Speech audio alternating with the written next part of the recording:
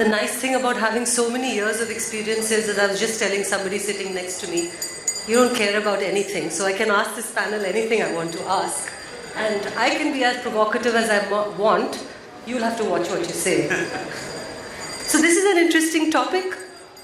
Seismic shifts happening in our mindsets when it comes to these three W's of work, workplace and workforce. We all know that the future of work, we can't talk about the future of work, it's here, it's now. Choices we make today unconsciously didn't even exist earlier. For instance, we are all here for a physical NTLF. Some people are beaming their sessions, but we took a call that this hybrid is for the birds. We want to have a nice conference, so we won't beam these sessions. We'll only have people beaming them in. So we've gone against the grain over here, but maybe that is the future, where you have to force people to come. Today you actually have employees saying, maybe I'll come to work 3 days a week. And you say, sure, no problem. Can you imagine 5 years ago somebody told you that? What would you tell them? Say, beta, stay home. It's okay. The kid comes home and he says, Mom, I want to develop games for a living. Mom, instead of giving him one smack and says, go study for medicine, says, oh, my darling boy, you're going to become a millionaire very soon. Influencer is a job role we never knew existed. Work spaces. 50-60% of people coming to work. What does that mean for workspaces? The 15-minute city. I just read this article the other day about the 15-minute city. That's a concept. How many of you know about the 15-minute city concept? Well, he's JLL, he doesn't count. You're not supposed to answer. But that's when everything you want should be within 15-minute radius. So that's the future of work. So great panel here today. I'm going to kick it off by asking each one of you to say that with this changing nature of work, is this hype? Is this reality? And maybe I'll start with Sandeep. Thank you. Thank you for inviting me, and thanks for the opportunity. I think it's a reality. If you look at just the three W's, right? Work, workplace, and workforce. What happened in the past, the nature of work was very simple. It just was linear, went from department to department. And then now it's become very complex. It requires a lot of iterations, collaborations. It requires people to sit together and solve problems, etc. In the past, work just influenced the nature of offices, the workplace. A sales office looked very typically like a sales office. A BPO office looked very different from a tech center, etc. And the employees of the workforce had no choice. They just had to sort of go with the flow. But it's flipped around today. The employees of the workforce, they're calling the shots. They have some expectations of the employers. And they're saying, I will decide where and how I want to work. I'll decide what kind of design parameters will include in your workforce. So I think never before has the workforce been at the center of decision making. So it's changed for sure. Great. Mo? Wonderful to be here. I would say it's 100% reality. And it's happening. For context, with Karat, we're the world's largest interviewing company, and so we have interviewed over 300,000 software engineers across the world. And I would say engineering is kind of the tip of the spear. Because of the supply-demand shortage and dynamics, engineering talent is a couple years ahead of all the other talent, and in terms of being treated like customers. And so we've been seeing this now for the last, I'd say, 5 years at Karat, which is companies are treating their engineering employees as customers. We've seen it in a couple of ways. One, with Karat, they interview their engineers when the engineers want to be interviewed. 60% of the interviews we do are on weekends, Saturdays and Sundays. That's when people want to get a job. They do things like work from anywhere, work when you want, come to the office, don't come to the office. This has already been happening well before the pandemic. And so I think what we're seeing is all the other jobs in the economy are now resembling what has already started with software engineering years ago. Great. So we heard about employee centricity. Now we're hearing about interviewee centricity. Wow. Yeah. Vinay? Well, I represent an e-learning company, and yes, definitely it has been real, considering the kind of explosive growth that we saw in consumption as people started working from home. Just to give you an idea, in December alone, we had 11.7 million people from India on our platform. Wow. Right, so yes, it is real. And what it is also doing is opening up a lot of possibilities. I think more than ever, there are a lot of opportunities in terms of acquiring new skills and preparing oneself for totally new roles which just did not exist just 2 years back. Super. So now with all this employee centricity and interviewee centricity, what happens to the office space, Sandeep? It better be there. I have to buy a new carpet. So look, when the pandemic started, there was a big debate whether the office will survive or not, and people made all sorts of predictions. I think the verdict is out. Office has survived. It's actually at the center of the entire work ecosystem. But the office is undergoing a transformation, because what most organizations have realized that you don't necessarily need to bring people back to the office just for focused work. They can do that at home as well. But when you bring them back to the office, you need them to do a little more collaboration. You need them to be part of team discussions, etc. Now, what's interesting is also hybrid workers are struggling, because unlike people who go to office all the time or people who work from home all the time, hybrid workers have to go back and forth. And they're struggling with a couple of things when they go to the office, on let's say on 2 or 3 days a week. They're struggling with noise. Suddenly it's very noisy. They can't keep up with it. They're struggling with access to a particular type of spaces. They may need a quiet room and they don't have access to it. They're also struggling with wellness because they have a routine established at home, right? Go for a walk, you take the dog out for a walk, whatever it is. And they're struggling with that balance when they come to office. So suddenly we're seeing, being part of the real estate industry, we're suddenly seeing companies change the design principles when building new offices. They've been retrofitting existing offices. They're building in a lot of features related to wellness. There's a lot of features related to experience. And it's not just the physical structure, but I'm also talking about services and amenities. There's certainly a lot of focus on purposefulness, because people like to be associated with a sense of purpose. So you're looking at offices moving to green buildings. There's a lot of focus on technology. So we're seeing a big shift in how offices are being transformed. Great. So I think this is all value addition that is happening in the real estate world. Good to hear. But with all the changes that Sandeep mentioned, Vinay, over to you to say, now that people are hybrid, some are coming, some are not coming, some companies everyone's there, some companies half the people are there. What happens to training and induction and that holy grail of company culture? Well, so culture, I'll start with that. Because now, people may not be there. Exactly. And I think for leaders, I think that's been the biggest challenge. And it happened suddenly. There was this entire premise about saying, oh, you know what, you can have your Friday evening dinners, or you can actually get together off-sites, all that actually started right away. But what led to was around the need for over-communication. I think that's something which really came up.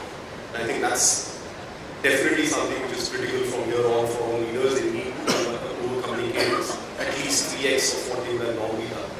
The other thing that we are seeing is we saw a 268% surge in people at the leadership level wanting to access how to manage non-verbal communication. Right? So I think culture still remains at the top there in terms of people worried about how to maintain that culture and the entire team first mentality. But the remote is something which is getting a challenge, right? So I think learning is definitely playing a role there. What we are also seeing is that there is a new possibility that has opened up. And I'm talking about going remote and hybrid. Most companies, because, I'm sorry I'm saying this, Sandeep, since now they don't have to invest in offices, the sheer potential to attract talent, which they normally wouldn't have been able to attract from the hinterland, is something which has opened up. Right? So you're no longer dependent on a catchment area within a city from where you're actually getting talent. So that's actually opening up, and because of that, a totally new phenomenon is emerging, which is about learning in the native language. And I always say this, that, well, the language of business can be English, but the language of learning need not be English. Right? So today, there are people who are wanting to acquire tech skills. There is an ability to acquire those in the language that they prefer. and then still seek employment with global companies by staying at home and possibly staying in their hometowns.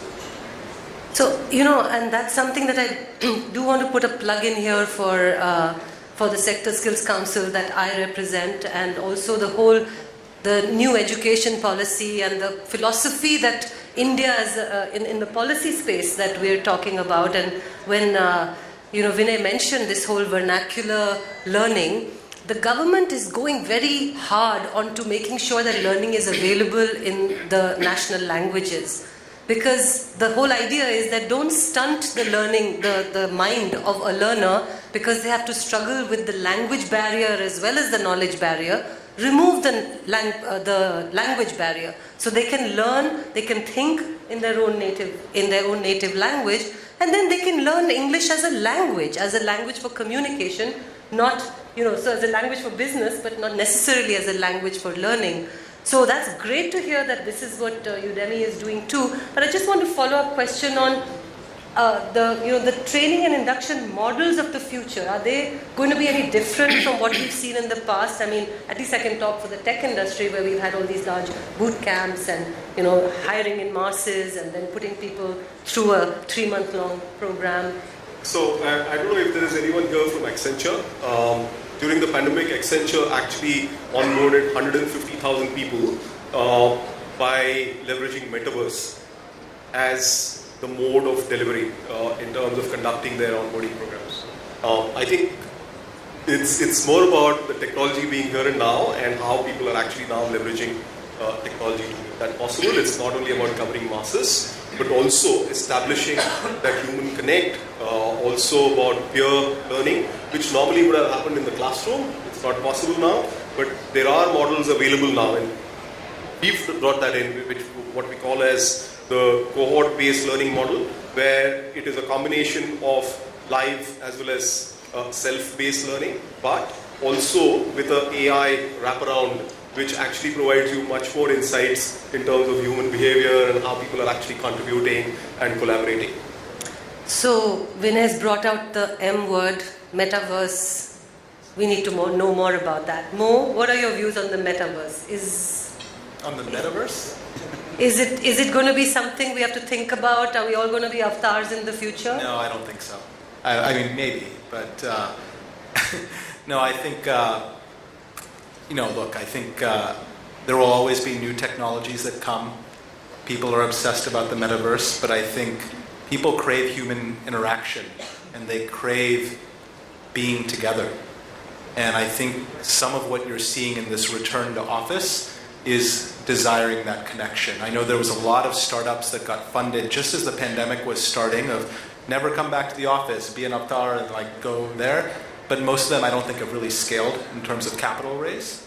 And so, I think the majority of it is people want a hybrid experience. That is the dominant thing, at least we're seeing, both in the US, but I think obviously it'll come to India and other markets too.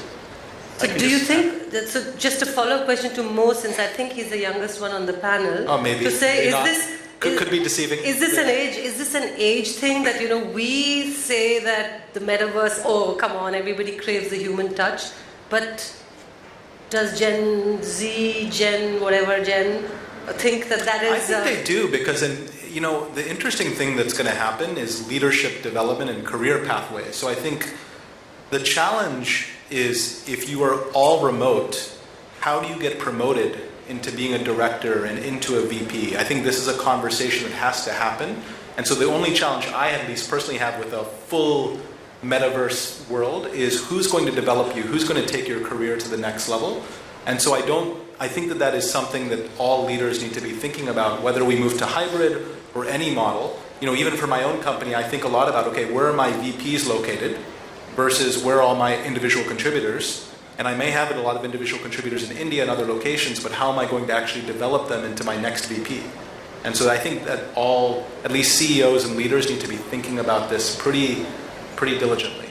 I think that's a great point, and it's something really worth thinking and pondering about. Are we thinking enough about it as we think about the workforce and the workplace of the future and the way work is done? To say, how will this happen? How will leaders adapt? how will we bring our teams up to scratch? I think that's an absolutely great point. Sandeep, you were going to say something on this. I read somewhere that when people are on Zoom or Team or virtual calls, they spend 45% of the time just looking at themselves. I can only imagine if I see a cartoon version of myself on the screen, I'll be just so distracted. Some of the use cases that I've seen for Metaverse, of course, it's at the early stages right now. They seem very gimmicky. But for the right, I think if you have the right use case, it might take off. In our industry, for example, we have our engineers that sit in the technical support center. They have these glasses and they can see what's happening on the side. And if any of the engineers were to call this tech center, these guys, they know, they're right there because of just this metaverse, mixed reality glasses they wear. That's a use case, and that's solving a real-life problem. But I think for this to really become adopted well, it's just got to be easy, because some of these platforms are not so easy yet. But again, you're just at the early stages. Yeah, and conventional me thinks that sounds good, because that use case sounds a bit logical. The avatar bit was a bit disturbing. But I'm going to ask Mo now, because he has this very interesting business model of interviewing people on behalf of companies. So as he said, he's a little ahead of the curve to know what tech is coming next and what skills are coming next. So Mo, with the work and workplace changing, what are some of the new jobs that the workforce should be getting prepared for? And as employers, what are conventional jobs competing against to what is coming? Yeah, what I would say is, I think Andreessen Horowitz said years ago that software is eating the world. It's totally true, right? Every company, whether it's JLL, a bank, a healthcare firm, and an energy firm, they're all software companies. And so all jobs, one way or the other, whether you're coding or doing jobs around it, are becoming tech jobs. I think the biggest transformation we've seen, at least at Karat, is where engineers are going is fundamentally changed in the last year, given all the macroeconomic turbulence, recession concerns, etc. We've seen definitely a flight to safety, and that more engineers are now going to the large energy firms, healthcare firms, banking firms. I actually think it's their moment in time. I think if I was a VP of engineering at a bank or healthcare firm, this is, you have the next 2 years to go hire the best engineers in the market. There's certainly been layoffs and other things that have put excellent talent in the market, and we are seeing that in a very big way at Karat. And so I think structurally what we're going to see is a redistribution of software talent from working exclusively at the tech firms and IT services firms to working at all firms. And actually that's ultimately good for the industry, because all the industries need software talent.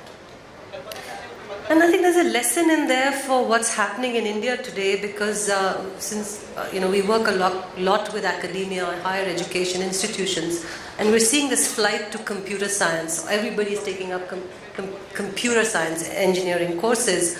But what's going to happen to all the domain engineering, like the core, the mechanical, the civil, the chemical, with this new world where everything is becoming digital? Yeah. You're going to need the guys who actually know how stuff works to innovate. Yeah. So I think that point again, I'd really like to underscore in terms of, all of us here who are leaders, maybe representing academic institutions, even industry folks, to the message that we should be giving academia and our students of today, to say don't lose the domain, because that's where the real meat and the real transformation is sitting. After all, the tech industry just serves the user industry. We call them the user industries. So coming back to, I don't know why I keep doing this to Sandeep, but I want to ask him, Sandeep, is the 4-day week coming? Look, it's been tested in many parts of the world, right? There are two sides to it, like anything else. So many people say, yeah, it's going to drive work-life balance, it's going to make my life easier, I can spend more time with my dog, etc. But then the flip side is, you expect me to do 5 days of work in 4 days? That means I've got to have longer hours, I've got to be more stressed, it's just going to create more mental health issues. There was a survey done in India, and Indian employees said, we already are doing 6 days worth of work in 5 days. So it's really going to be very, very difficult for us. Personally, I feel, at least for our industry, we are not going to do it. because we're in the services industry. We follow our clients, we follow their schedules, we take care of our clients' needs. They're not going to do it. We're definitely not going to be taking the lead in this. But I think it'll be far away from there in India. So I'm just wiping the sweat off my brow because I was, just thinking this horror story of people working only 4 days a week. So thank you for that, Vinay. I can actually solve, and what Sandeep said is a very important point. I think there is a sleeping giant of a problem that we all are actually facing, and a lot of companies are not realizing that, which is pressures of not only work from home, the hybrid, 4-day of being part and all that. And I think that's a problem many a times that gets missed out. And an indicator of that is today when I look at, say, top 5 consumed topics when it comes to Udemy, mental health is right up there. Wow. And that's happening under the surface. People are not possibly even pushing that as a part of their agenda. Kirti, if I can just add to that, I missed saying that the new labor codes, which haven't been enacted yet, but soon to be, they actually legally allow for a 4-day work week in India. Yeah, but I'm taking hope from the fact that, we're growing at 7% in the UK, which has just enacted the 4-day week. I think the less we say about their growth rate, the better. So I guess we'll stick with our 5-day week for the moment. There are, lots of buzzwords, and this whole conference is full of them. We're talking about sustainability, we're talking about diversity, we're talking about inclusion, we're talking about organizations with purpose. Are these just buzzwords which everyone's giving lip service to, or is this real? Mo, your thoughts? I think they're very real. I think that there's been a fundamental change in the relationship between companies and talent. Number one, I think every company has to be a purpose-driven company. At Karat, our purpose is to unlock opportunity. Every one of my employees knows our purpose, and we make decisions with our purpose first. And I think we are seeing that employees demand that they want to work, in a world where they can work at many companies. Why should they work at one company versus another? If it's the same paycheck, they want to work at the company that advances the purpose. So I do think purpose is kind of a new mantra, if you will, that I think is going to go for the next 5, 10, many, many years. I think the other thing on inclusion and diversity is we're seeing a lot of global companies with specific mandates and targets, right, that they have to hit in terms of representing on their S1s and on their public statements what their diversity ratios are. And so there's all this literature on how a more representative workforce creates better products and creates better business. But I think companies are now being held far more accountable. And so I do think the future is inclusive, the future is diverse. At Karat, the reason we brought Serena Williams onto the company is we've created a program to help double the number of black engineers in tech. Only 5% of engineers in America are black, and so we are helping them skill up to get jobs. I think in India, of course, with the need to have more female engineers, that's a thing that is very important. I think this is going to happen around the world, and it'll be a really essential part to how companies are run. That's good to hear. Sandeep, you want to add to that? It's very real. If you ask someone, are you serious about your code of conduct or ethics? The answer is yes. Like small companies, large companies, everyone's serious about it. Sustainability or focus on ESG is another similar topic that's very, very real, very important. And it's important for multiple stakeholders. You look at employees, like we said earlier, they want to work for purpose-driven organizations. It's a board-level mandate for CEOs. Regulators are expecting companies to report. Even in India, BRS or SEBI wants the top 1,000 companies to report on their emissions and other social parameters. It's investors also. They won't invest in companies unless there's an ESG consideration. So it's very real. And there are many proof points. Like I said before, from a real estate perspective, every company wants to move to a green building. In fact, India has the highest stock of office space globally, probably second highest after the United States, from a green building perspective. 15 years back, when CII launched the Green Building Council in India, there's only about 500,000 square feet of green stock. Today, it's more than 10 billion square feet. It's very, very real, and I think the journey has just started. And the government is doing a lot as well. Today, you can actually sign up for green power. There are many market mechanisms available today that will allow you to switch from brown to green power. And that's just one example. From a social perspective also, every company that we speak to, they just involved in so many different projects related to making a social impact. So it's all over, I would say. That's really great to hear. And I want to leave some time for questions. So I'm going to skip my next question and go straight to my rapid fire last question to all three of you. And I'll start with you, Vinay, to say what are the two things that you're doing today to build a workplace or a workforce of the future that you weren't doing last year? I think PD is big for us.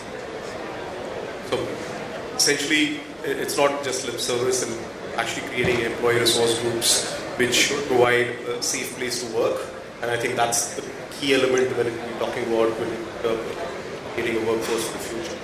But the second part, which is also important, and again, I'm not only talking about Udemy, but also talking about organizations out there, which is about staying ahead of the curve, in anticipating what is it that is going to come up, which might end up resulting in some roles being redundant, getting redundant, and new roles coming up, and how are you actually preparing your workforce to be ready for that, which is about saying, are you actually investing them in now, or are you reacting after the fact, right? So I think that's a critical part really in terms of identifying. For example, you have a marketing professional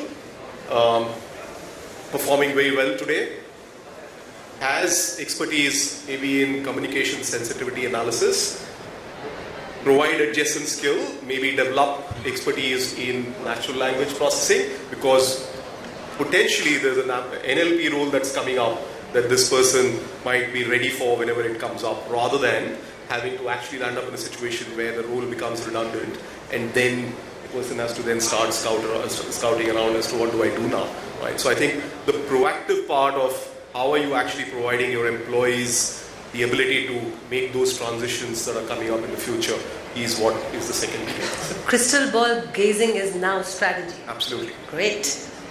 Mo, I'd say two things you were not doing last year which you are now doing. Yeah, we're doing two things. One, we're investing in India in a really big way. Our data is very clear. We just published a report of the top 20 cities in the world by software engineering talent. And India has 6 of the top 20 cities. US has 9, and the rest of the world is the other 5.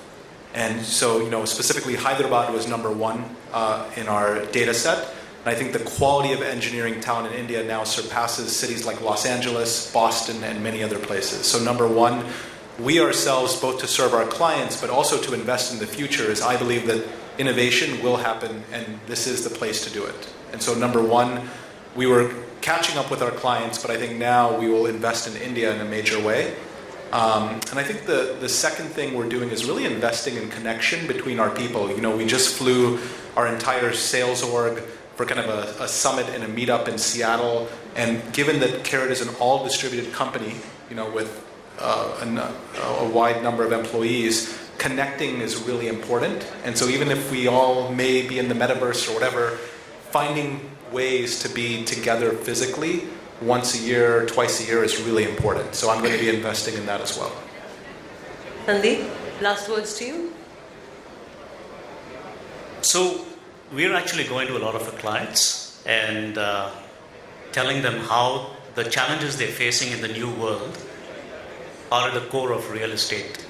And this is an eye-opener for many people we speak to. So what are the 3 challenges most companies are facing today? Talent, sustainability, and business resilience. And real estate addresses all 3 of them. A good workplace strategy is very important in your ability to attract and retain talent. We discussed that. Real estate is responsible for 40% of your for typical companies' emissions. So once again, we have a role to play here. So that's the story we're taking to our clients. The second point is related to that. We're actually internally building a lot of products to align with this storyline. And that's getting a lot of funding and attention internally. Great. Thank you very much for that. I mean, I think the future is great because the workforce wants purpose, It's going to be inclusive, it's going to be sustainable. We aren't all going to turn into avatars. Thank God we're going to have a 5-day work week. Hybrid is here to stay, but we will have to continue connecting. You can't really compromise with that. And everyone's going to be learning. A hell of a lot is going to become a habit, if I can just rephrase what you said. And it's going to be in India. I think that's a good note for me to open it up to Q&A to the audience.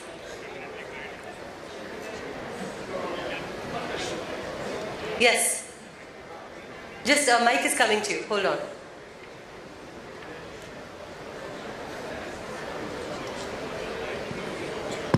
Yeah, it's now. Good afternoon, everyone. It's a great panel, a combination of education as well as industry. So I have one specific comment and one general question. So first of all, I am Krishnakant Mane from Bookmatic Private Limited. I'm the founder and CTO.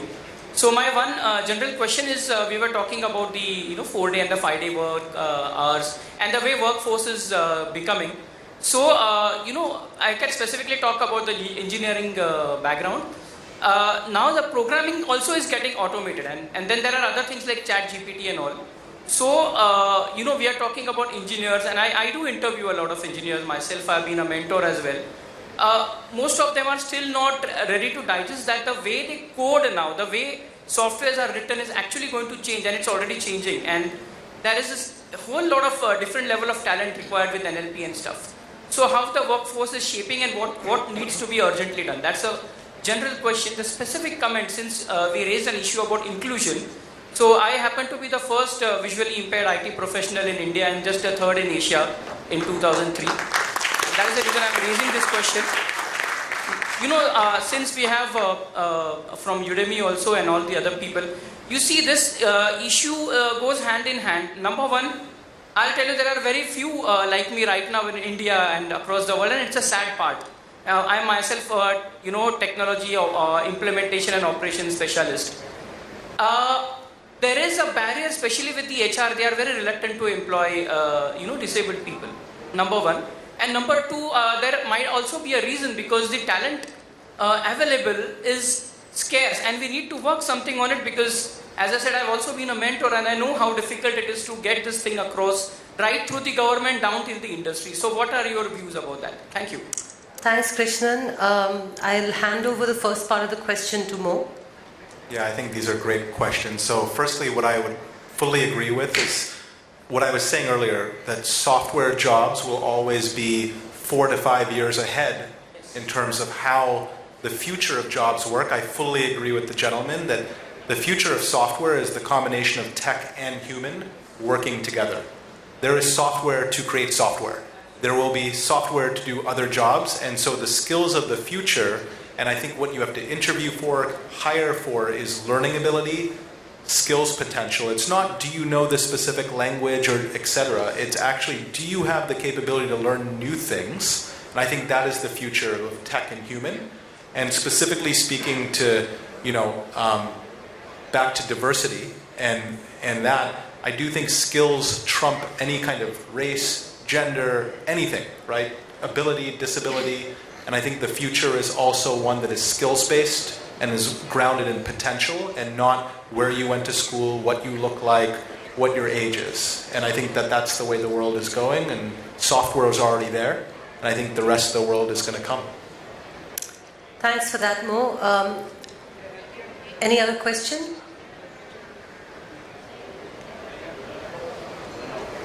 So I'm going to just add to what Krishnan asked to you, Vinay. Yes, I mean, I think what he says is very, very true, that where are the opportunities, and he's only the third guy in Asia. Yeah. So that time there were only 50 in the world when I did this. So apparently it was very, very challenging. But I, being a mentor myself, I know such courses can be built. But more importantly, so at some point of time, the universities also have to play an active role. But an organization like Udemy can start by setting the right examples. That's what. So we can ask Udemy what their plans are, and but it's not in planning for us. It's here now, and I think the key there, you're absolutely spot on. Accessibility is something which is, I spoke about native languages earlier. The second critical part when it comes to learning, and especially tech-enabled learning, is accessibility.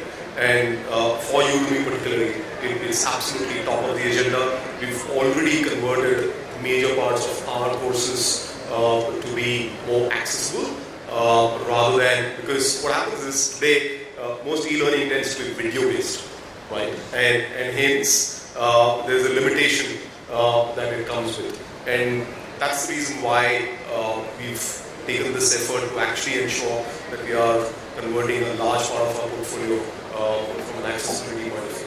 So, Krishna, I can actually have a chat with you in terms of... Sure, we'll be off the stage because exactly. Even it's about the courses we make available to, why can't there be more visually disabled software engineers, so to speak, for example? Yep. And so I'm going to also pass it on to Sandeep. We're taking the larger question of accessibility. When we're designing workplaces of the future, what is the trend that you're seeing? Is our workplaces now being a lot more conscious, and is that a default option, or is it still something you have to remind of? I think it's a default option. Inclusiveness is the number one design principle or parameter that's being looked at these days, and that's a very wide topic, but it certainly includes accessibility from a physical infrastructure perspective, but also the way services are provided, the way real estate or workplaces engage with employees and vice versa. There's a brilliant example I saw at Accenture recently. They have a new building in Bangalore, and they have an experience center. It's like a big room where they have different gadgets, including furniture, etc., keypads, etc., keyboard, etc., along with many other things that people with different requirements from a physical perspective can go try it out, and then they can order it as well. So that's just one example of how companies are making it real. But there are many examples out there. The best thing is that the intent is very serious. I think that's a really great note to end on, that the intent is serious, the future has purpose, and hopefully together we'll create a great workplace of the future and a workforce of the future. So thank you very much. My time is up. I'm right on the dot. For more interesting content, like, comment and subscribe to our NASScom YouTube channel.